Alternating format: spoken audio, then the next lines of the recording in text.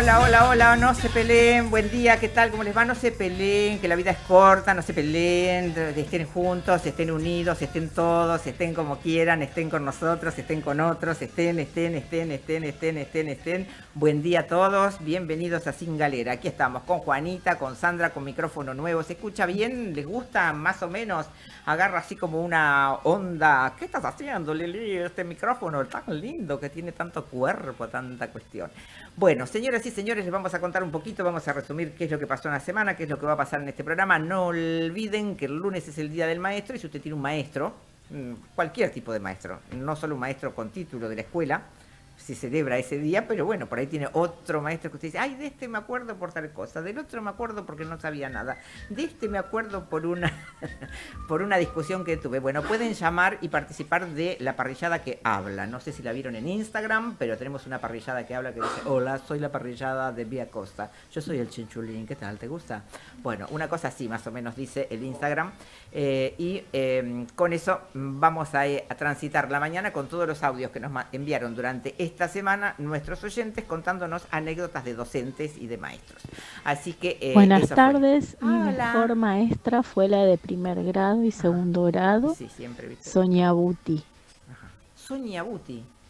Sonia Buti. ¿Podemos detectar las maestras a las que están mencionando? Bueno, vamos a ver si podemos detectar alguna de las que mencionan. Sonia Buti. ¿Alguien la conoce? Sonia Buti, ¿no era la hija de la heladería Buti? Puede ser. Bueno, de la heladería Pues, no, sería de los dueños de la claro, del heladería Buti. dueño. Y sí, bueno, más o Sí, menos sí. hay que ir diciendo. Bueno, de eso vamos a hablar en la mañana de hoy. Vamos a hablar del Rally Federal que tiene lugar este fin de semana, del misterioso San Pedro Rock que se hace mañana. Misterioso digo porque, bueno, hay muchas bandas de San Pedro que se preguntan, ¿y cómo se participa? ¿Cómo podríamos hacer para llegar? Porque, bueno, estarán anunciada la llegada de bandas importantes y en el día de mañana vamos a tener el San Pedro Rock con la participación de todas las bandas que ganaron la primera selección. ¿Vos querés que vaya ahí o querés que venga acá? ¿Vos querés que vaya ahí o querés que venga acá? Si querés que vaya ahí, voy para ahí. Si querés que venga acá, vamos a tener que hacer una pista de aterrizaje, me están diciendo en este momento, porque Florencia Arieto dijo esta semana, habló de las avionetas del puerto. Y yo digo, qué bárbaro esto. Ya vino alucinada la vez pasada con el tema de los allanamientos. Bueno, voy a empezar por el principio porque Topo me mandó piña va, piña viene y yo le dije, poneme piña va, piña viene. No me bajes los brazos, pendejo. ¡Eh! Vamos todavía. Juanita, escúchame, vos que sos candidata, Sí, hola, buen día. ¿tenés asesora de campaña? Una Somos, coach. somos 18 y más Ajá. o menos nos vamos arreglando entre. Pero no entre contrataste todos. a nadie. No contratamos a nadie. Pero si vos No contrataras, hay plata para si vos contratar. contrataras una asesora de campaña que te sale, qué sé yo, por decir una cifra, qué sé yo, 4 millones de pesos. Por decir caprichosamente, ¿no? Dices, yo ya cobré. ¿La echarías? Y depende. Depende. Sale caro. Diría, mira, no O sea, me yo la gusta. cuidaría hasta que le termine el contrato Bueno. y después veo. ¿Qué pasó esta semana, señoras y señores? Arrancamos la semana con pelea. ¿Pelea de quién?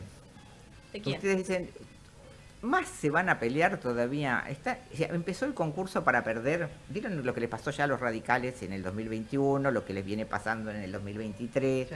Lo que les pasó a Juntos por decir, nosotros ya ganamos y se pelearon por todos lados y ahora son terceros. ¿Vieron todo eso? Bueno, tuvimos nuestro episodio aquí en San Pedro negado por todos. No pasa nada, no pasa nada, no pasa nada. Son simplemente diferencias. No, esta semana anunciamos todos nuestros candidatos. ¿Se acuerdan la semana pasada que estuvimos a Ariel Rey al aire? Sí. Que hablamos Por del el chancho, chancho. por el chancho. Sí. Bueno, el episodio chancho parece que terminó mal. ¿Se acuerdan que estaba Ariel Rey hablando y en un momento todos le decían algo, chaca? Yo le dije, decirle que se callen a los que están ahí, que si no, bueno, Sí, soplaban. que le faltaba un poco de pasta para hablar de la ordenanza, de basura cero y demás. Esto lo voy a decir en serio porque realmente es muy preocupante lo que está pasando con las elecciones y con nuestros candidatos y la falta de preparación para afrontar una campaña, sobre todo con la situación que está pasando la gente. O sea, estamos pasando una situación muy difícil y entonces tenés por un lado el que te despilfarra, por otro el que te promete cosas que no va a cumplir, por otro el que se pelea con el hermano para ver de qué manera pueden, con el hermano, con el amigo, con quien sea, para ver cómo pueden ir remando. No va, son cosas de las que nos enteramos porque es un pueblo chico y después sí está toda la parte del aparataje de la elección que va a ir a votar porque lo van a buscar, porque le pagaste los fiscales, los remis y demás. pero no se hace eso que pasó esta semana. Cuando digo no se hace, dicen, pero ¿por qué se van a meter en el chismerío? Porque la gente, yo creo que la gente tiene que saber qué pasa con sus candidatos, qué relaciones tienen, de qué manera se comunica, cuáles son sus costumbres de vida, qué tipo de antecedentes pueden exhibir. Y la semana pasada, bueno, por primera vez lo tuvimos a Ariel Rey en su versión enojado porque yo había hecho un comentario, digo, pero este chico se da cuenta recién ahora que hay un chancho en el basural. Y me sonó a este tema de los asesores, o sea, muchas veces uno contrata asesores que no son de la ciudad donde uno vive y esos asesores tienen un manejo o un discurso que de pronto no se ajusta a lo que realmente sucede. Les suele pasar cuando reciben, o sea, les pasa al oficialismo, les pasa a la oposición, les pasa a todos cuando reciben personas o dirigentes que no son de la ciudad y de pronto se mandan una como que después no la pueden explicar. Este tema de que vemos pasar las avionetas con la droga por el puerto, y bueno, digamos, para quien escucha, no sé, por un canal de televisión nacional, por ahí se hace la película de que acá nosotros tenemos una pista de aterrizaje de avionetas en el puerto. Quiero decir de que si queremos bajar droga, vamos a tener el Aeroclub, que ahora va a poner el balizamiento. Pero bueno, a mí me llama la atención cuando hay asesores tan caros que no se les diga o no se les advierta en la ciudad a los candidatos cuando vienen que no es lo mismo. O sea, que no es lo mismo decir eso en TN que decirlo en, no sé, o decírselo a Betty Rodríguez o a Rafael Fleiman o a cualquiera. ¿Por qué? Porque está el impedimento de ir a preguntar. Es decir, nos invitan a muchos lugares a los que no podemos ir a preguntar, porque cuando preguntamos nos contestan este tipo de cosas y dicen, viniste a hacer mierda al candidato. Y no, o sea, es tu candidato en el que se mete en un problema. El sábado pasado sucedió esto, ni más ni menos que con el chancho. ¿A quién le asombra un chancho en el basural de San Pedro? ¿A Ariel Rey o a la asesora de Ariel Rey? Sí, a alguien que no es de acá. ¿Quién no sabe, o sea, cuántos de San Pedro pueden no saber o pueden no haber visto las fotos de niños revolviendo el basural? Entonces, eso que fue un comentario, al pasar como diciendo, che, mirá, te mandaste una macana, tiene que ver a veces con un chiste de nuestra parte, no tiene que ver con una acción maligna de decir, che, ¿qué estás haciendo? Te enojás, llamás y metés la pata peor, que fue lo que le pasó a Ariel Rey, que yo entiendo que es su primera vez como candidato, pero si no se pone las pilas para saber cómo funciona un municipio, o sea, no alcanza con un coach, con la guita que te bajan de arriba, con las caminatas, con mostrarte. Ya lo experimentó Rivas en la elección anterior, o sea, no alcanza, no llegás. Y si llegás, tenés un problema similar, miren lo que voy a decir, para los que son un poco más viejos, vas a tener un problema similar al que tuvo Mario Barbieri los 2 primeros años de su gestión. Mario Barbieri llegó a su gestión no solo sin experiencia, sino con escasísimos conocimientos. Y entonces, ¿qué le pasó? Tuvo 2 años de fundir la municipalidad. O sea, porque fueron 2 años de experiencia frustrada. Después remontó y lo reeligieron y todo. Le pasó un periodo mucho más corto a Julio Pángaro, cuando llegó y le dijo a Sánchez, esto lo vamos a sacar, esto lo vamos a poner, y cuando llegó a la municipalidad y se tuvo que sentar en el sillón del intendente, se dio cuenta que no era tan fácil como pensaba. Pero bueno, era gente con más experiencia, con más prudencia, con más respeto. Ahora, en este llevarse todo por delante, esta semana se dijo en una conferencia de prensa una barrabasada, ¿sí? Por lo del chancho ya pasó a ser una pavada. Entonces, ¿vas a hablar de la pelea de Rey y de Rivas? Bueno, ¿qué pasó? Lo separaron a Rivas del manejo de la campaña, pusieron a la gente que separaron a la asesora de campaña, que era una mujer con mucha experiencia en el armado de listas, en lo que tiene que ver con la organización, el coacheo, en el entrenamiento de candidatos para que puedan expresarse, para que, digamos, tengan una actividad gestual amable con la gente, más con lo que aparte artificial, digamos, de la campaña. Así que, bueno, se tuvo que ir. El martes a la mañana hubo una situación complicada cuando Rivas se enteró de que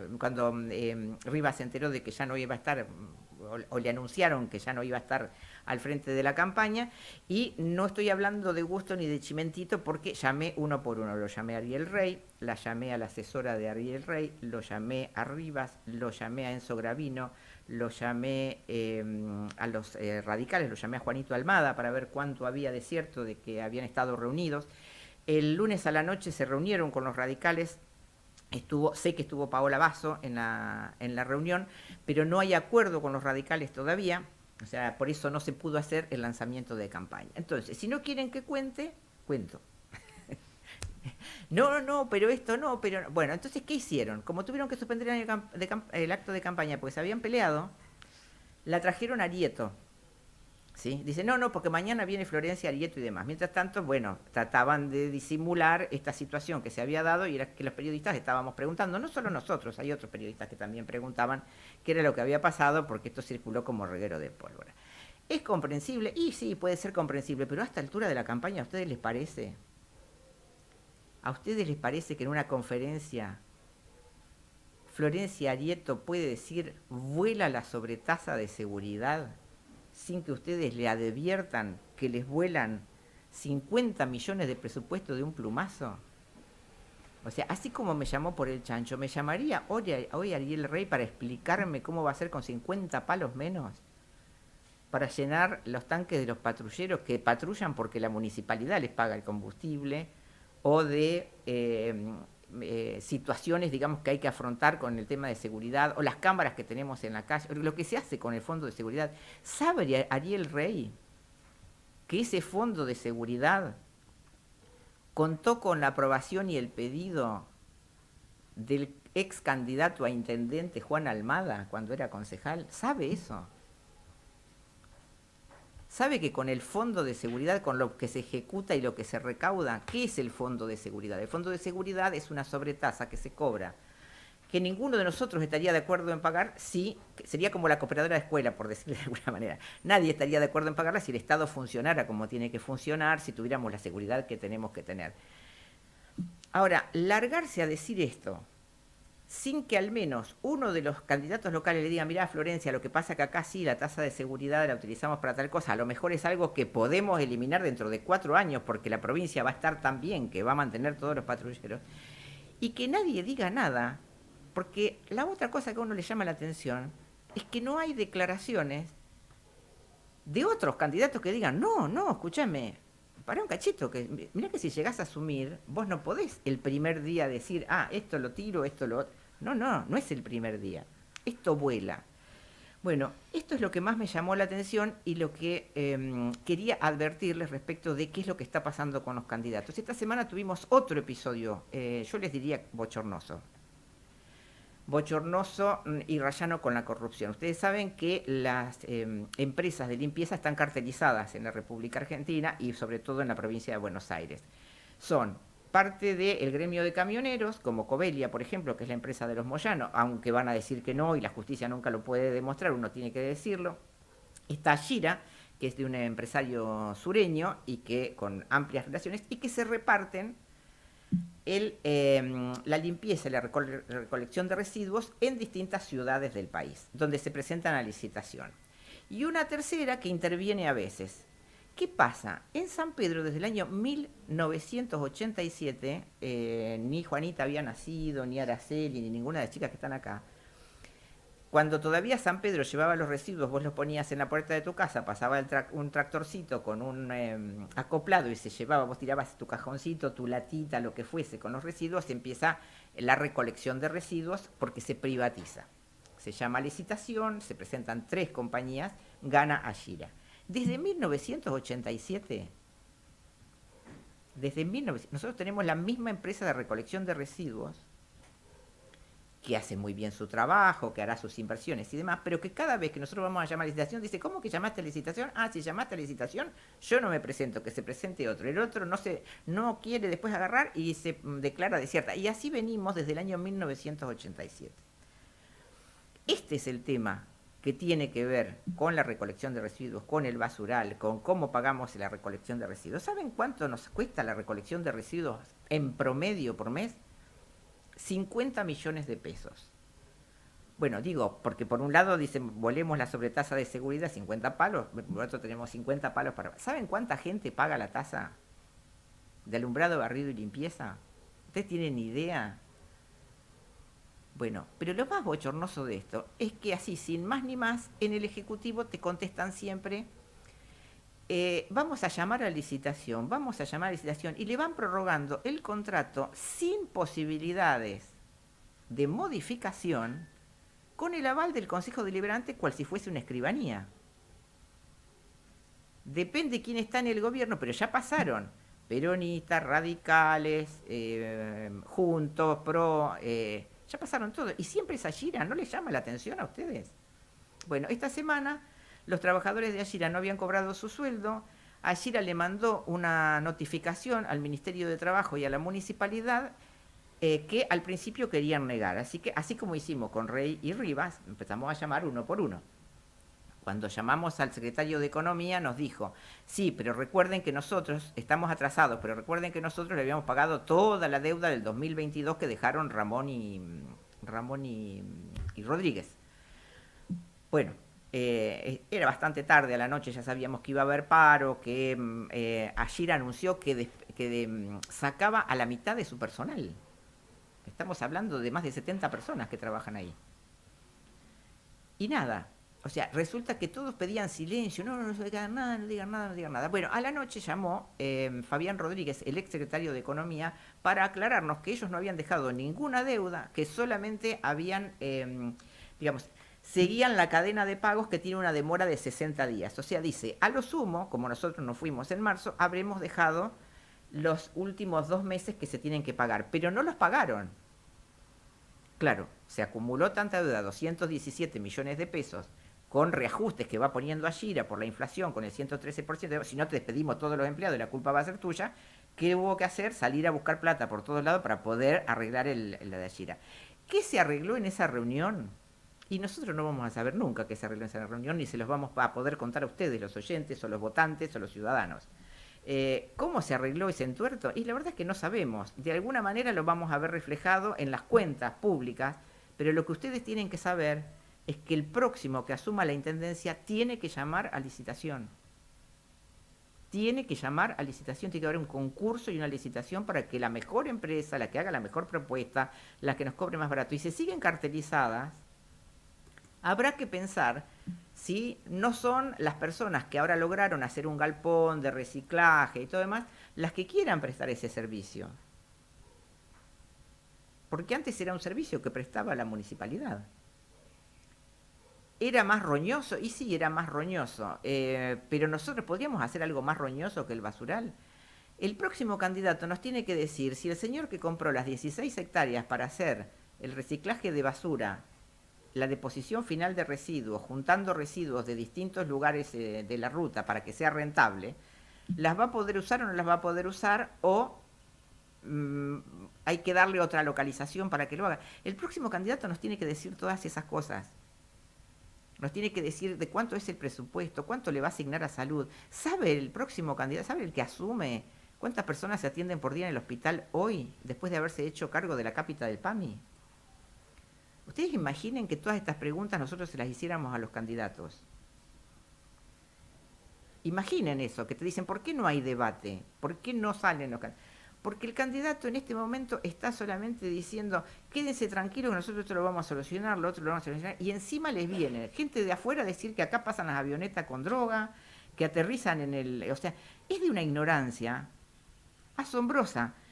Ya sé que la campaña se va a definir en el TikTok de Ramón, que es muy gracioso, o sea, la hija lo ha hecho hacer TikTok ayer, cuando miraba, yo no sabía que tenía esa cuenta de TikTok, ya sé que la elección se va a definir en las redes, en todo eso demás, pero ¿no es penoso que se defina así una elección? ¿No es penoso que todo lo que se ha volcado a lo que se llama ahora la revolución liberal y demás tenga que ver exclusivamente con la desinformación y no con la información? Cuando digo penoso es porque esta semana la revista The Economist le hizo una nota a Javier Milei con un periodista que repregunta, no con un periodista ensobrado. A ese periodista no le pudo decir que está ensobrado porque es un periodista de The Economist. Y entonces la pregunta fatal fue, dura como 3 horas la entrevista, es muy interesante. Pero, claro, nadie la va a ver porque todos estamos preparados para el TikTok. Sube, baja, listo, chim, pum, ya se terminó. Le preguntan en un momento, él dice, bueno, usted dice que tiene que desaparecer el Estado. Y entonces, por supuesto, le dice, hay que dinamitarlo directamente, que desaparezca el Estado. Entonces dice, nómbreme un país del mundo donde no haya Estado. Entonces dice, bueno, no, pero ya va a llegar un país que, o sea, no hay ningún país donde el Estado no esté, o sea, lo que podés hacer es que el Estado funcione, no que no exista. Entonces dice, no, esto lo vamos a solucionar con la inteligencia artificial, le contesta Milei, porque en algún momento va a estar tan avanzada que va a poder resolver las cuestiones que hoy el Estado... Bueno, vale la pena mirarla entera, porque como nosotros estamos muy enganchados así en una cosita chiquita, que si este se peleó con este, que el otro que dijo y demás, la desinformación nos va ganando y es muy probable que la gente que está escuchando este programa diga, uy, qué densos con todo esto, pero tiene que ver con que el día, nos pasa a nosotros acá en el medio, ¿no? El día que a vos no te dieron el turno en el hospital para que te atiendan, ese día llamás acá y nos decís, a mí no me atienden. El día que no te van a buscar la bolsa de residuos a la puerta de tu casa, llamás acá y no te atienden. El día que te pusieron una pistola en la cabeza, ¿sí? Y nadie te dice si van a hacer un allanamiento o no van a hacer un allanamiento, si la orden llegó o no llegó, llamás acá para preguntar y demás. ¿Por qué? Porque no tenés información. Y lo peor de todo es que cuando vas a buscar información, el lugar donde la vas a buscar no te va a dar la información que te pueda solucionar ese tema. O sea, si vos consumís, por ejemplo, en Facebook o en Instagram, robos de motos, en Instagram no creo, pero bueno, en cualquier lugar, robos de motos, te van a salir todos los robos de motos que hay. Entonces vos vas a estar paranoico pensando de que acá ya tenés todos los robos de motos. Esta semana fue una semana de robos de motos. ¿Qué era lo que no sabía la gente respecto de los robos de motos? Que casualmente estas últimas semanas no hubo órdenes de allanamiento pese a tener datos de dónde estaban las motos. ¿Por qué no hubo órdenes de allanamiento oportunas antes de que las motos se vendan? Son preguntas que uno hace. A eso me refiero cuando digo, cuando va el candidato a tu casa, te lleva la boleta, te dice, vení, que vamos a una reunión, que qué sé yo. Preguntale de estas cosas. Escuchame una cosa, vos, ¿cuánto me vas a cobrar para llevarte los residuos de la puerta de mi casa? ¿De qué manera me vas a solucionar el zanjón que tengo en la puerta? O sea, no quiero que mira, ya, la verdad es que más que me pavimente, lo que quisiera es que me soluciones que no hay terrenos en San Pedro para comprar para poder hacerme una casa. Nadie pensó en este tema que hablábamos ayer como consigna para la semana próxima respecto de qué cosas se autorizan y con qué fin. No podría ser que cada vez que autorizamos un loteo, además de pedirles para una plaza, digamos que tendrá que haber, no sé, 5 terrenos a precios, no sé, con financiación especial, cuando vamos a hacer esa aprobación, o se la comen ustedes a esa plata. Lo pregunto porque antes funcionaba una oficina en La Plata, en la que vos, si querías hacer un loteo, tenías que dejar toda tu guita para que te lo aprueben. Digo, ¿se la van a seguir comiendo? ¿O van a pensar que toda esa gente que está esperando que se apruebe o no se desapruebe la ley de alquileres, que yo no entiendo por qué no se fijan cómo funciona en otros lugares, aunque sea copiar, lo mismo acá en San Pedro?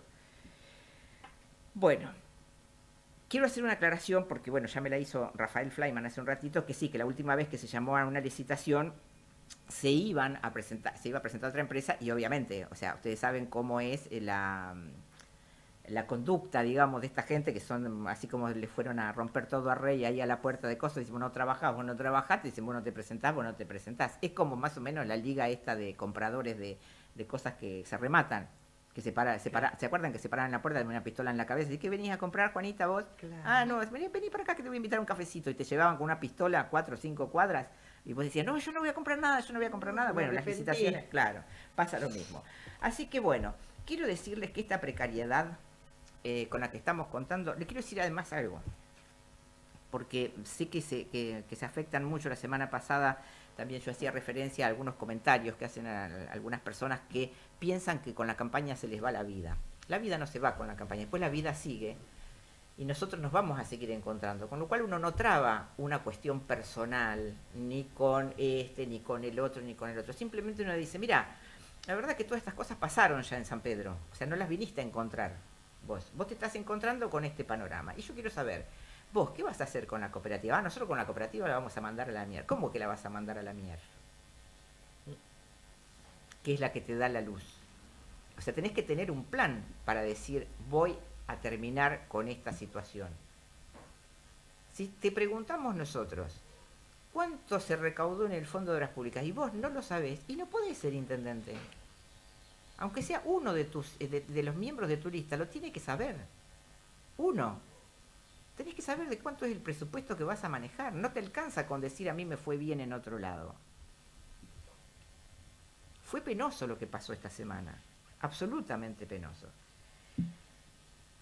Y sobre todo les quiero decir que si ustedes nos quieren convencer de que van a estar juntos y en el mismo espacio está la persona que aprobó la ordenanza de seguridad, llámalo por teléfono y preguntale, che, Juanito, escúchame, cuando vos pusiste el fondo de seguridad, ¿era por qué?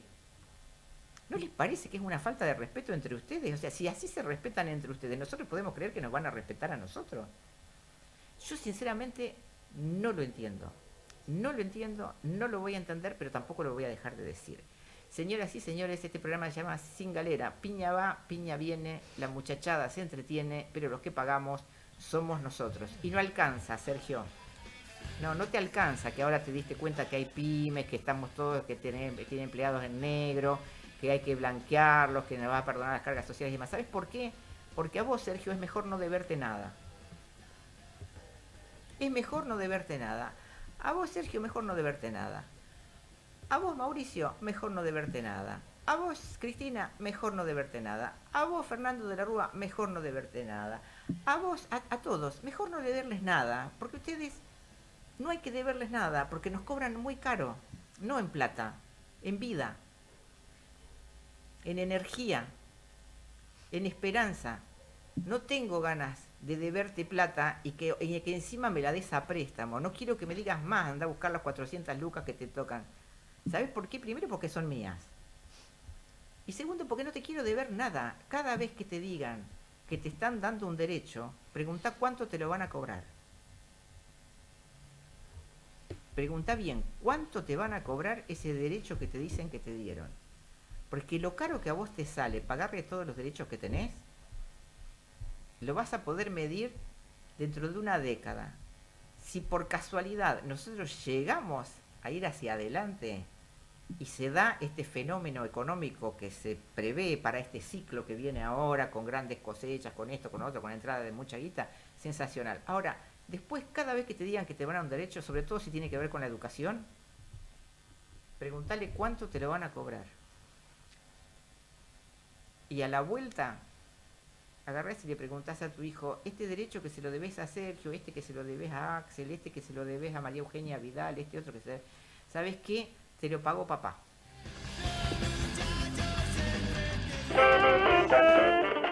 Sin Galera, por APA, Radio San Pedro, 91.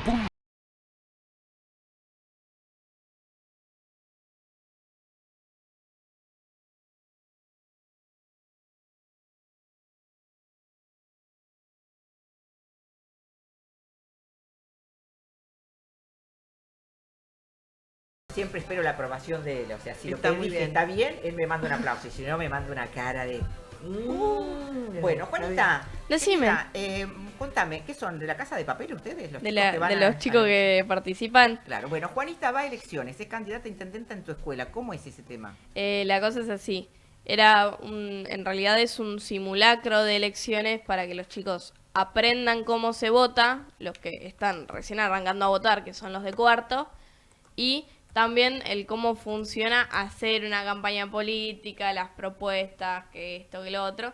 Así que se dividió así a la mitad del salón y dijeron, este de un partido, este de otro. Ajá. Armen todo como ustedes quieran. Ajá. Bien, o sea que no es que ustedes ya estaban enfrentados por alguna cuestión No, anterior. no, agarraron y dijeron... Ah, se eso está muy bien. Es más, quedaron por ahí amigos del otro lado. Ah, ¿y ¿y cómo quedó se así. llevan? No, bien, dentro de todo. No se ha está. deteriorado la relación. No. Y dentro de tu propia lista, Sí. ¿hay mucho ego? ¿Cómo vendría a ser? No, dentro de mi lista están bastante tranquilos porque se los tiene bastante tranquilos también. Bueno, de que- ayer te vi en la presentación de la lista Sí. sí, me vi todo el programa. Largo, un poco largo, Juanita. Sí, es largo. Sí, los ejes y demás. Con tanto proyecto, no sé, tenían que ir a la escuela hasta dentro de 40 años. ¿Viste? ustedes. Sí. Parece. Bueno, tenían el eje de educación, el eje de salud y de... Eran 5 ejes que los dos grupos tenían que abordar. Salud, seguridad, educación economía y ambiente. Bien, los vi todos vestidos de rojo, digo, estos son los de la Casa de Papel, vamos a sacar la plata del Banco Nación y después con esa guita vamos a hacer todo lo que ustedes prometen. Claro, ¿Es así? es así. Ajá, bien. Bueno, y de todo lo que prometen, Sí. ¿pensaron realmente si lo van a poder cumplir? Es que en realidad no. ¿Se dan En cuenta? realidad no, Esta es una candidata. Claro. porque nosotros no asumimos ningún cargo. Claro, o sea, no... Tenemos el título de, se hace la votación, ganaste vos. Claro, y Listo, ya está. Y después no viene un Chau. gobierno. No, después no viene tenés que ningún tener un secretario de gobierno, obras no hay públicas, nada. nada de todo Nada eso. de nada. O sea que es simplemente el ejercicio electoral de saber cómo se selecciona un candidato. A mí me parece fantástico que se haga esto en la escuela. O sea, que Bueno. saber cómo es el proceso de selección, porque aparte ustedes ya votan. Claro, hay muchos que ya fueron a votar ahora en agosto Ajá. y la mayoría que no sabía o porque ¿Y le tuvieron daba que hacer fiaca. algún así, no sé, algún enjuague para bancar la campaña? ¿Con qué va a ir la gente a votar? ¿Cuándo es la elección? La elección votan los chicos de cuarto, quinto y sexto y es el 22 de septiembre. Ajá. Ya es la semana que viene, no, la otra. Es así, rapidito. Bien, bueno. Todo esto que estamos hablando con Juanita tiene que ver con un proceso electoral que se dio en su escuela. Esta semana también tuvimos la selección del nombre para el jardín de Banfield, que la gente le va a ¿sí? seguir diciendo jardín de Banfield. Y les digo, la última elección de la que me enteré ayer y que generó ¿Cuál? un debate intensísimo entre todos nosotros, después voy a decir con todos los que hablé, escuchen esto, ¿saben dónde hay elecciones? ¿Dónde hay elecciones? ¿Saben dónde hay elecciones? No sé dónde hay elecciones. En la Biblioteca Popular. ¿En la biblioteca? 2 listas en la Biblioteca Popular. Celebro que haya 2 listas en la Biblioteca Popular, pero no celebraría jamás que una le quiera ganar a la otra o aplastar a la otra, etcétera, etcétera, y que sea algo para integrarse, porque la Biblioteca Popular es un lugar cuya fragilidad depende de las personas que la mantienen. Así que me encantaría, y supongo que a mucha gente le encantaría como a mí, que todo fluya y que no sea lo que se piensa de que viene a desembarcar todo un tema exclusivamente ideológico a la Biblioteca Popular y no de grandes voluntades. Vamos a esperar a ver qué es lo que pasa con las candidatas, con las listas y con todo. Después vamos a decir cuáles son las listas. Pero si sos socio de la Biblioteca Popular, fíjate porque hay elecciones. Yo no lo puedo creer. No sé ¿Y qué van a votar los socios o cómo es? Solo votan los socios que tengan la cuota al día. Con lo cual ya tenés un tema. Porque Sí. es una asamblea de la Biblioteca Popular. Claro, ¿cuánta gente hay? Claro. Bueno, ahora todo el mundo está mirando. ¡Somos socios! Bueno, Creo que yo soy socia de la vos sos biblioteca. socia. Creo que sí. Muy creo que- bien, Juanita. Después te vamos a dar las listas para que Bueno, participes dale. y cubras las elecciones. Y vamos. Bueno, señoras y señores, nos vamos a un tema que queríamos cerrar desde hace tiempo respecto de cómo se desarrolló la investigación por el crimen de Nayara Durán. Saben ustedes que a cargo de esta investigación estuvo la doctora María del Valle Viviani, que desde la primera hora llegó a San Pedro en el momento en que se encuentra el cadáver de Nayara. Digo que llegó a San Pedro porque estábamos hablando de toda una noche que hubo que pasar para ir hasta el lugar, allí en la costanera, donde apareció este tambor que flotaba y tenía el cadáver de Nayara. Ahí estuvo la doctora Viviani y de ahí en adelante siempre quisimos que nos responda cómo había instrumentado esta investigación, porque recordarán ustedes que el día domingo 13 de agosto hubo elecciones. Y fue el día en que desapareció Nayara, el día en que se presume que murió. Ese día estábamos todos distraídos con las elecciones, al día siguiente también, al día siguiente. La denuncia sobre su desaparición se hizo el miércoles posterior a las elecciones. Recién ahí tomó conocimiento la policía y la doctora Viviani de que había alguien desaparecido, y ese mismo día también tomamos conocimiento nosotros. Al día siguiente apareció el cuerpo. ¿Qué tal, doctora Viviani? ¿Cómo le va? Buenos días a toda la audiencia, a todo el panel. Bueno, gracias. Doctora, ¿cómo nos puede, si nos tuviera que contar desde el minuto 1, cuando usted le dicen desapareció una chica en San Pedro? Bueno, ahí fue con una denuncia que se efectuó el 16 de agosto del 2023, donde la abuela, esta señora Romero Alejandra, inició la denuncia en búsqueda del paradero. Ahí lo que se hace es poner en marcha todo lo que es lo que sería todo el procedimiento para la averiguación del paradero de esta persona, de Nayara Durán. En esa misma tarde hicimos un allanamiento en el domicilio de ella, donde secuestramos los celulares, y ahí empezó la búsqueda. Se tomaron declaraciones testimoniales, se buscó a través de redes sociales, se hizo todo el procedimiento para la búsqueda del paradero. Eso fue en el día 16. El día 17 recibo un llamado telefónico, a eso de las 20 horas, se comunica mi secretaria, la doctora Artero, y me da noticia de este hallazgo de este tacho con un cuerpo sin vida, que muy posiblemente queda de Nayara Durán. En ese momento lo que hago es proceder, digamos, mi secretaria que estaba allá en San Pedro va a concurrir al lugar, y me esperan a mí a que yo llegue de la ciudad acá de San Nicolás. Arribo al lugar del hecho, a eso de las, le digo no exactamente, pero bueno, más o menos a eso de las 10 de la noche, se hizo. Y bueno, y ahí empezamos a hacer todo el despliegue de policía científica. Mientras llegaba la policía científica y el doctor Monachi. Discúlpeme que le interrumpo un segundo ahí. ¿Cómo hizo para llegar, por lo menos para los que fuimos hasta el lugar, a esa hora? O sea, ¿en qué condiciones? Porque había un barrial impresionante el 17 de agosto. No, en realidad lo que se hizo fue, yo llegué en un móvil de la policía departamental, y después de ahí al lugar, que habrán sido 500 metros, me llevaron en una camioneta y después caminé, que serían unos 100 metros, 200 metros, caminé hasta ahí. Bien. Así fue que llegué. Bien. Al lugar del hecho. O sea, llegó hasta la costa misma donde estos pescadores... ¿Dónde estaba el cuerpo? Sí, porque en el momento que llegué, pues ya estaba policía científica, digamos que Prefectura fue el primero que, digamos, que tenían que sacar a ver qué era lo que se encontraba, entonces esperando a policía científica, bueno, y todo lo demás, hasta allá donde estaba el cuerpo. Le preguntaba esto porque digo, ¿entrena, doctora, usted? ¿Eh? Sí. Porque nosotros fuimos de día y para llegar hasta el lugar realmente sí, era había mucho barro. Yo justo acá en San Nicolás lloví un montón y bueno, y tenía, digamos, justo me había colocado el calzado correspondiente para poder llegar ahí. Bueno, todo esto apunta a que nos diga quiénes eran esas personas que encuentran el tacho. La persona que encuentran el tacho son 3 pescadores que estaban en una lancha ahí cerca de la costa. Lo que ellos hacen es amarrar el tacho para que no se lo llevara la corriente hasta que llegara a Prefectura. Todo eso se le tomó declaración testimonial digamos, a esa misma noche a las 3 personas que encontraron el tacho ahí en la orilla, se les tomó en la comisaría. ¿Y por qué lo amarran ellos? O sea, ¿qué sospechaban porque que había? Porque se iba por la corriente, porque claro, iba arriba abajo. Pero ellos, ¿qué pensaban que tenía el tacho este? Y uno de los chicos decía que como que podía llegar a tener un animal, porque él conoce de campo y demás, pero bueno, nunca se imaginaron cuando sacaron el cuerpo que ellos no tocaron, sino que nunca se imaginaron que iba a ser un cuerpo sin vida. ¿Y lo abren ellos al tacho? No, en realidad llega a Prefectura. Cuando en Prefectura ellos no lo abren. Okay. El tacho se desprende, digamos, porque como que estaba cosido con unos alambres, el tacho. Digamos, cortado más de la mitad, sí. Y estaba cosido con unas sogas, alambres, en forma, como que estaba...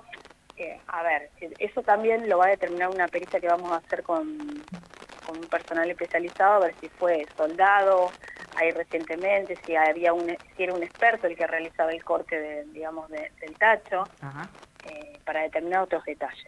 Bien. Bueno, se encuentra con ese espectáculo dantesco, si bien es su trabajo, o sea que seguramente alguna otra vez le habrá sucedido, no sé si alguna vez le había tocado un crimen de estas características. No, de estas características no me tocó, pero bueno, sí tuve el de Insaurral, de que fue ahí en la ruta, sí. Digamos, más o menos un hecho bastante... que fue el primer hecho que tuve yo en mi turno cuando inicié como agente fiscal. Y aquí, se encuentra con que efectivamente, o sea, le fue bastante fácil determinar que se trataba del cuerpo de la chica que estaba desaparecida. Sí. Bueno, a partir de allí... Bueno, de ahí lo que se hace es policía científica, resguarda la escena, resguarda también el cuerpo, con respecto a lo que es el material que se puede llegar a contaminar, que son, digamos, las manos de ella que tenía, y eso fue lo que primero se hicieron, fueron lo que se llama resguardar con una bolsa, digamos, de de papel madera para poder, digamos, después extraer los rastros cuando se hace la operación de autopsia. Se fueron sacando diferentes fotografías o las evidencias que había tanto en la lona como en el mantel que ella estaba envuelta, y de ahí después disponemos que se lleve el cuerpo a lo que es, digamos, para hacer la operación de autopsia al otro día. O sea, hasta allí, bueno, estuvo presente dando las instrucciones, Sí, después de ahí ordenando las pericias. concurrimos a la comisaría, me entrevisté con la madre, la abuela, comentándole la situación, y empezamos a ver qué línea de investigación íbamos a realizar. Llamamos a Mario Gil y a Antonella Russo, que eran las personas con las cuales ellas habían tenido contacto. Con el último que estuvo fue con Rufino Mancilla, que también lo fue a entrevistar la policía. Y en ese momento tratamos de localizar también a Bladnich. Bladnich no lo pudimos localizar, bueno, y comenzamos a hacer los distintos allanamientos de urgencia que se hicieron esa noche. Perdón, cuando dicen no lo pudimos localizar a Bladnich, ¿dónde se supone que estaba él? No, fuimos, nos entrevistamos con la mujer, sería con Diana Franco, y no, dice que no, que hacía varios días, 1 o 2 días que no sabía dónde estaba, que estaba en la casa del padre. Entonces, bueno, ahí buscaron, digamos, el personal ya sea de policía del Ministerio de Seguridad, a cargo de la comisaría de San Pedro, y la DDI trabajando en conjunto. Bien. Eso lo que quiero aclarar, que tanto la DDI como la comisaría, el personal de seguridad, tanto Policía de Investigación y el personal de seguridad, trabajó en forma conjunta y muy bien trabajaron, porque gracias a todo el examen que hicieron, de todas las directivas que le di, que se cumplió correctamente, pudimos llegar a lo que yo tengo hoy en la causa, que son 3 personas detenidas y sabiendo qué fue lo que pasó con Diana el día que ella desaparece. Bien, doctora, en principio, digamos, hubo datos que los llevaron a pensar que las personas que habían estado en el último momento... esas últimas, que eran Antonella Russo, Mario Gil y el novio de Antonella Russo, que fueron los primeros que estaban, digamos, indicados como una línea de investigación, me llevaron a ellos. ¿Qué es lo que ocurre? El día sábado, yo el día viernes había dado las directivas de que se examinaran todo tipo de cámaras de seguridad, se buscaran cámaras privadas de municipalidad y todo, porque tiene que haber algún rastro. De acuerdo a lo que me dice la tía, que ella la vio a las 3 y pico de la tarde, ese fue la última persona que la vio. Entonces, a raíz de eso, el sábado yo estaba en la fiscalía, porque le íbamos a tomar a Mario Gil la declaración indagatoria correspondiente, y ahí llega personal de la comisaría, tanto de DEI, haciéndome saber estas circunstancias de que Diana se ve que va 2 veces a la casa de Bladnich. Y ahí, yo en ese momento, iba a ordenar un luminol en la casa de Mario Gil. Entonces, en ese momento lo que se hace es, autorizo un allanamiento de urgencia en la casa de Bladnich y de Diana Franco para poder hacer el luminol. Eso fue un sábado. Yo esa mañana, le explico una cosa, esa mañana había hecho distintos allanamientos en ese domicilio, en Primera Junta 515. Claro. En esos allanamientos del día de la mañana, porque esto fue en el horario de las 7:30 de la tarde, el día sábado, yo había encontrado algunos elementos que me indicaban que podrían ser ellos también, ¿no? Entrando ya a otra línea de investigación. Claro.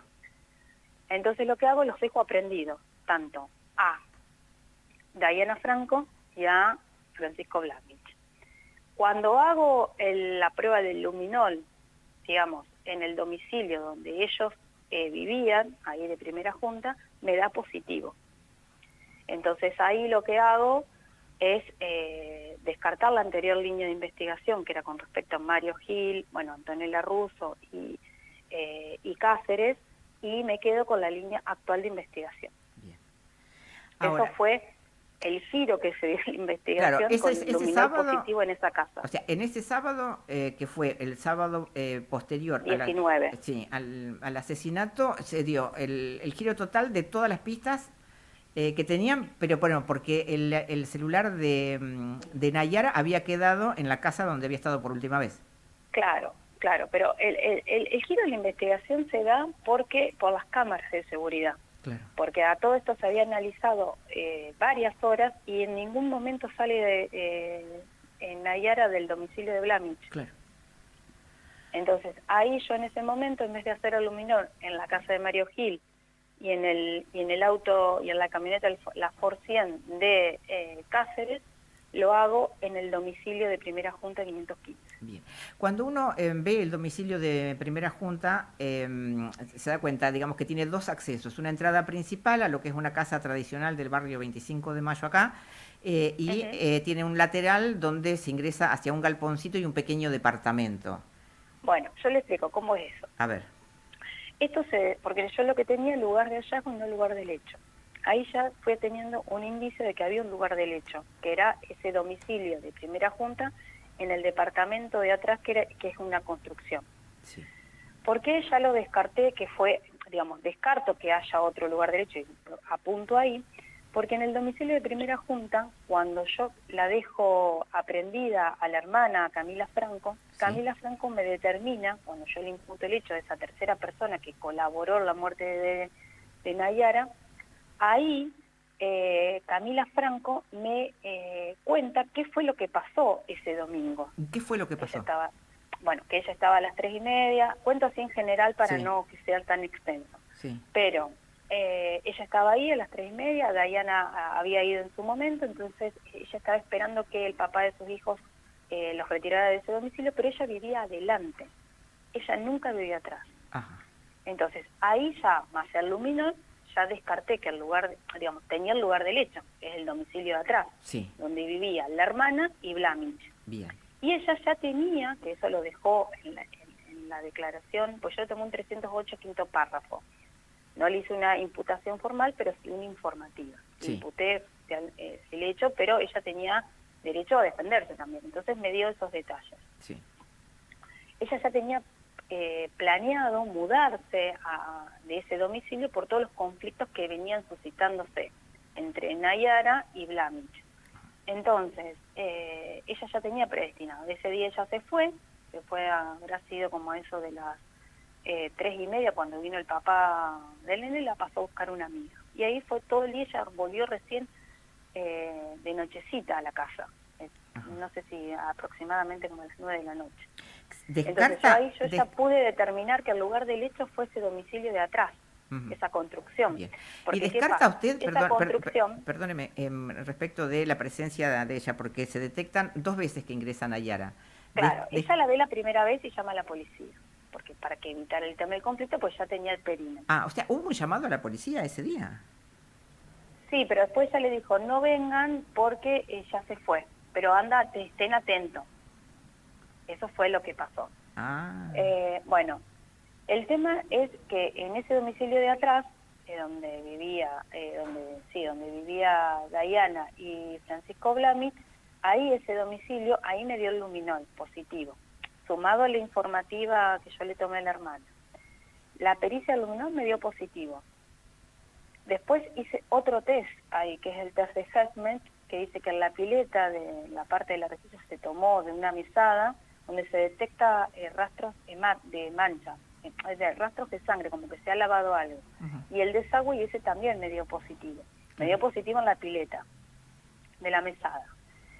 Y el lunes se hicieron 2 pericias más en ese mismo lugar, que es el test de vapor de yodo y el vapor de cianocrilato. Sí. Esos 2 test, que se hacen en diferencias de 2 horas más o menos, o se tira, se hace el líquido, ahí sí me dio que, donde dio el luminol, se resguardan, como que hay manchas hemáticas.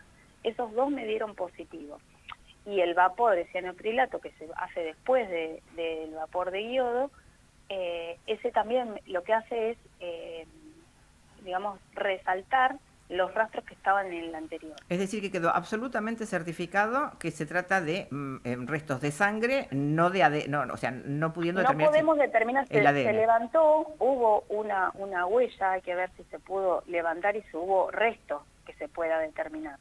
Por eso le digo, ahora la semana que viene lo que se va a hacer es la extracción de sangre a cada uno de los imputados para poder hacer el cotejo de ADN con todo el levantamiento de rastro que se hizo en la operación de Ahora, autopsia. doctora, me queda acá Y- algo que no quiero que se me pase de preguntarle. Usted nos refiere que cuando usted detuvo y Camila Franco hizo uso de su derecho a declarar, ella le dice que vino una primera vez, ella llamó a la policía y demás. ¿Por qué llamó a la policía? ¿Qué había pasado? ¿Que ella escuchó una... No, porque el anterior es una causa de igual, se acumuló y ahora fue un conflicto por un tema de una garrafa que hubo entre Francisco Blamich Sí.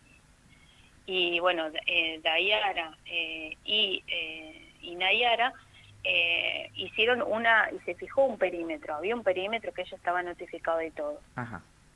Entonces, Y ella... había varias causas que denuncias entre sí, Entiendo. había más causas de Francisco Blamich, así de denuncia. Nayara también ha hecho denuncia. Está. Pero reitero, porque esto no me queda claro. Camila estaba en el domicilio hasta las Ella 3 estuvo hasta las 3 y media. Y tres ella, y pico, tres y ella media. vio la primera vez o escuchó la primera vez que vino Cuando Nayara. ella vino, sí. Bien. Después de ahí ella, bueno, vino ¿Y qué vino el escuchó papá ahí? de los nenes O y sea, se lo llevó. ¿y qué escuchó ahí? La discusión, ¿por qué motivo? No, ella vino y digamos, la discusión no, ella lo buscaba a Francisco. Ajá. Entonces antes de llegar ahí, ella llamó a la policía. Ah, ok. O sea, en ese momento ella llama a la policía porque... Y después se va ella. Está, Ella porque... después se va. pero Nayara, ¿ella la llega a ver a Nayara? Sí, por eso llamó a la policía. Claro. Y después la pasa a buscar una amiga. La pasa a buscar una amiga y bueno, y da todos los detalles, que por eso yo ahora voy a evacuar las citas de la amiga y de la expareja.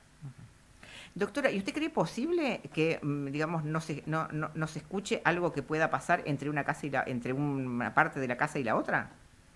No, porque en realidad, ya le digo, ella después se va, está Sí. muy poquito tiempo ahí en la casa después se realizó que ella fue a golpear el portón y escuchaban que le gritaban cosas. Ajá. Entonces ella se fue con los nenes Ahora a sí. gritar y llama a la policía. Bien, claro. No dio los detalles de que gritaba. Bien.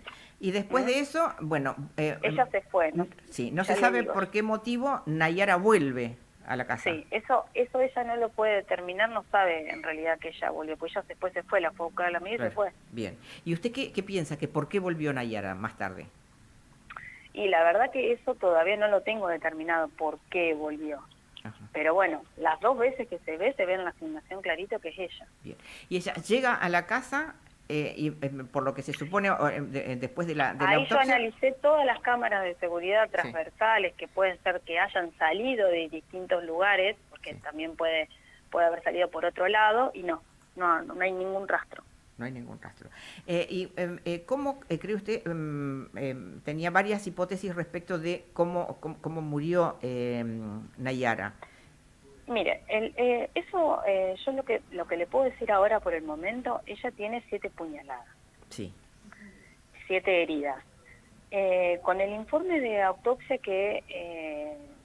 digamos el informe final, ahí vamos a hacer una evaluación a ver si intervinieron dos armas distintas, ya sea de acuerdo a la característica de la herida. Que eso, como el lunes o martes me voy a entrevistar con el doctor Monacci, le voy a tomar una declaración, a los fines, digamos, que me describa cuáles fueron, de acuerdo a la operación de autopsia que él intervino, qué heridas son de determinadas características, que las detalle bien. Claro. O sea, ¿cuáles de Y que las 7 explique. heridas son las letales y si todas tienen la misma forma y corresponden a una misma arma? Claro, eso es lo que vamos a hacer. Ok. Lo Si quiero no dejar, correspondiesen... digamos, si bien está el informe, porque si hay distintas heridas, manejan la hipótesis de que fueron dos armas distintas, 2 personas, que el ataque fueron entre 2 personas. Claro. Varias cosas que voy a reconstruir. Y después cuando también tengo la posibilidad de, eso es lo que vamos a hacer una reconstrucción 3D, que lo hace Policía Científica de la provincia. Ajá. Para ver aproximadamente con todos los datos que yo recabé, se puede hacer una reconstrucción de a ver qué fue lo que pasó ese día. Bien. Bueno, eso realmente es lo que a todos nos intriga de saber también qué pasó en los 3 días posteriores en los que se deshacen del cadáver, o sea, ¿cuándo fue eso? Sí, eso todavía lo tengo, si bien sabemos que fue trasladado en un lugar, digamos, con algún medio motorizado, los rastros, digamos, el auto me dio negativo, Eran 2 Renault, un Sandero y un Renault 11. Sí, me dieron negativo tanto el luminol como lo demás. Pero bueno, el tema del Renault fue lavado varias veces. Ajá. Y tengo acreditado ahí con las distintas filmaciones y las declaraciones de los policías. Bien, o sea que desde esa casa de calle Primera Junta sale el cuerpo, pero no el tacho donde después fue arrojada al río. Y hasta ahora no lo tengo que haya salido de ahí el tacho. Por eso le digo, esto es como que igual nunca se deja de investigar acá con respecto al tema, digamos, de lo que es la labor fiscal. Y estamos tratando de ver, de poder reconstruir todo, cómo fue, cómo la llevaron. Se va a hacer un rastrillaje, ya se hizo un rastrillaje por prefectura, digamos, en la zona del río, a los fines a ver si hallábamos la moto. Hay un pedido de secuestro de la moto. ¿Qué moto? Todavía no encontramos la moto, pero la estamos buscando. ¿La moto de quién? De Dayana. Ah, ella de fue Nayara. de Nayara. No, Ella, no sé. ella fue en Nayara. moto. Sí, sí, ella fue en moto. Sí, fue en moto. Y esa moto no aparece. No aparece. Mira, estoy Ahora, buscando, hay pedido de secuestro, todo. Ayúdenos a pensar un poquito más, le saco 2 o 3 minutitos más que se nos pasamos del informativo, pero me interesa muchísimo saber en este recorrido cuántas personas. A ver si le puedo. Sí, ¿cuántas responder. personas cree usted que realmente participaron en este crimen y en deshacerse? O sea, en el crimen tal vez, bueno, pueda ser como máximo 2, ¿no? Ahora, en todo lo posterior. Y en todo lo posterior, mire, hasta ahora en todo lo posterior lo que tengo es una persona que es el que, digamos que es la que está detenida, hasta ahora.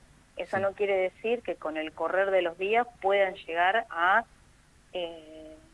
haber otras personas involucradas en el descarte del cuerpo, Claro, en el ocultamiento. porque no debe, o sea, yo entiendo que más allá de las circunstancias, es macabro lo que pasó. Fue trasladado hasta el lugar donde se halló. Es imposible que lo lleven ni con una característica, a ver algún móvil, por eso.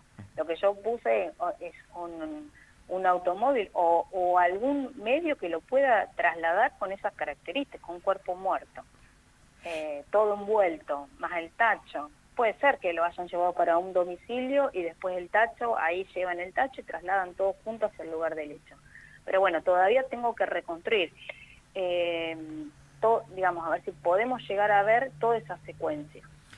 La verdad es que es impresionante, un crimen macabro, una logística que hasta el momento, digamos, se han podido probar varias cosas, pero todavía no se ha podido saber cómo lograron llevarlo.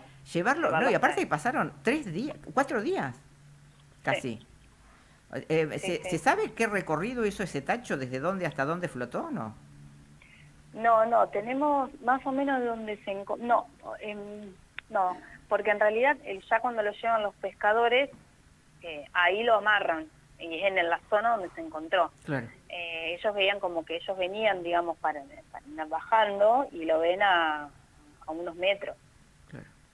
Porque Entonces, también está cuando lo arrojaron, o sea, si se pudieron deshacerse. Por las características que tenía el tacho, que no estaba hundido, porque eso en el caso que le entra agua, así Sí. hablando con policía científica y demás, el tacho se va, el tacho se hunde. Sí, inmediato.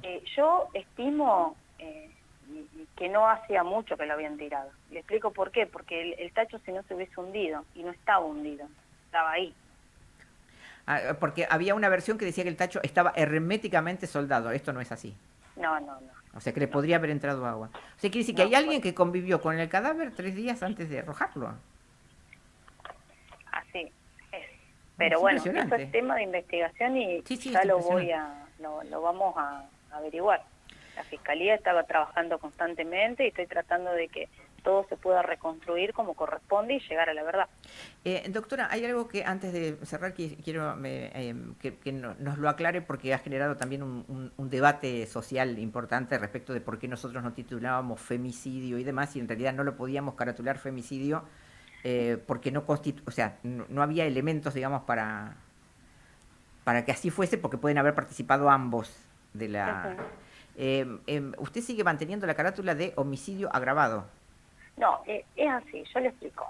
A Dayana Franco y al papá, digamos, a Dayana Franco, lo que hago es imputarle el homicidio agravado Sí. por el concurso premeditado de 2 o más personas.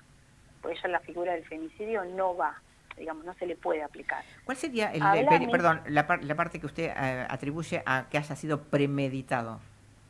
No, es en lo que es la carátula, digamos, el concurso, es lo que se llama en la figura. Sí, sí. El concurso de premeditado de 2 o más personas, premeditado en el sentido de que lo pueden haber hecho ahí en ese momento. Ajá. La premeditación no tiene que ser de antemano. Bien. Y después a Francisco Blamis, le imputé el homicidio doblemente agravado, Sí. ya sea por el concurso premeditado de 2 o más personas, más el femicidio. Lo mismo con el padre, pero en participación secundaria, participación primaria, Bien. porque el papá lo que estaría participando con el traslado del cuerpo. Esa sería la figura del padre. El padre no participó en lo que es el homicidio, pero sí en el ocultamiento y traslado del cuerpo. Bien. Esa fue la figura que yo le imputé al papá, a Mario Franco. Bueno, Por eso el único que quedaría con el femicidio serían Francisco Blamis y en todo caso su Mario padre. Franco, pero como partícipe. Doctora, esta es una semana clave porque vencen algunos plazos para definir la situación de las personas que están detenidas. Sí, la situación procesal sí. Igual la preventiva, yo cuando presente voy a presentar para todos los detenidos, solicitar la prisión preventiva de acuerdo a los hechos que tengo demostrados. Considero que tengo indicios vehementes y en forma firme para poder solicitar la prisión preventiva. Bien, ahora sí, la dejamos, doctora. Bueno, que no sé si está de turno este fin de semana o no.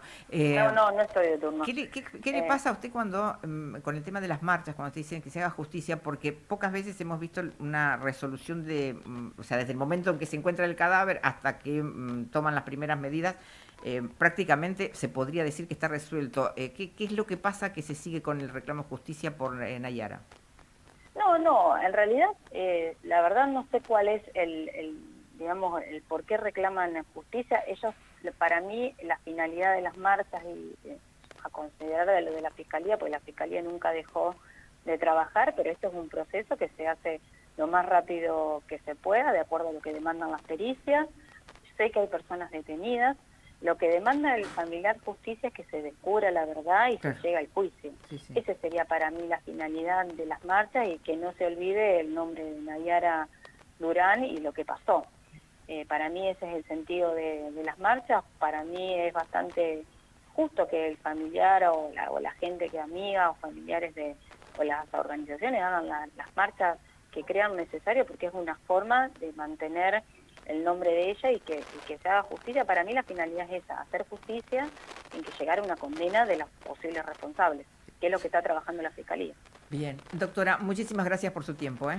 Bueno, Que tenga buen muchísimas día. gracias, saludos a todos. Muchas gracias.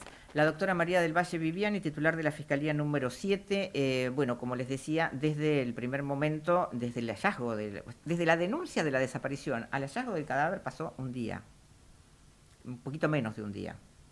Y de ahí en adelante todos los procedimientos que se hicieron. En principio una pista que pudo haber desviado un poco la investigación, que tiene que ver con dónde Nayara había dejado sus cosas y por qué salió, tal como lo contó su abuela la semana pasada, Elsa Romero, que salió y dejó sus cosas, dejó los chicos y dijo a la noche vengo y se fue. ¿Qué pasó ahí? Bueno, obviamente hay situaciones que forman parte del expediente y que de pronto no conviene a lo mejor comentarlas a esta altura de la investigación, hasta tanto se sepa la verdad. Ahora, lo macabro, la situación más terrible está en pensar qué pasó desde el momento en que asesinaron a Nayara hasta que se deshicieron del cadáver, porque en principio se pensaba que esa misma noche se habían deshecho del cadáver. Pero no estaba perfectamente soldado como han dicho. Lo ha contado recién la doctora Viviani, a la que le agradecemos que nos haya atendido en un día sábado. Bueno, después de las noticias volvemos. Le pedimos disculpas a los chicos de APA que nos demoramos un montón, pero esta nota la estábamos esperando hace muchos días. Lili Berardi. Periodismo y pasión.